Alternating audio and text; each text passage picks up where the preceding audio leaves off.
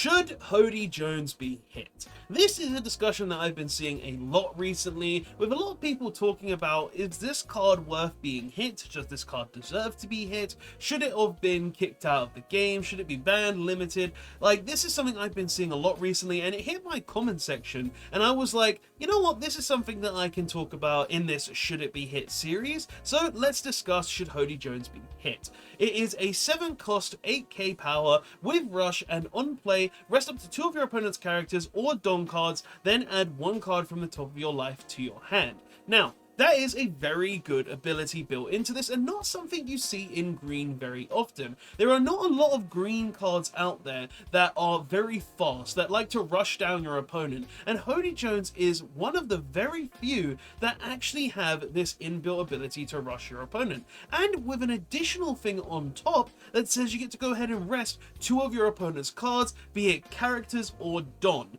And a lot of people don't like that because, well, if you're playing a Luffy deck and you have 1 Don up, then you're going to be resting that Don on your opponent's board to go ahead and prevent them from using Gum Gum Giant, and in cases of other decks, well, you're resting 2 of their blockers and then just swinging into their face, allowing you to just end the game quicker or get around certain things that they have, slash or kill characters that you need to remove to survive another turn. There are a lot of things that Hody Jones does in terms of its abilities, and seeing it in green is very rare because of that rush on top. So Hody Jones is a very powerful card, not only being a very fast action card in every green deck for resting characters and then hitting your opponent in the face, but also because it interacts with Don and characters at the same time, this character just allows you to get around a lot of different things. And the fact that it doesn't have a cost limit to its resting capabilities makes it even stronger,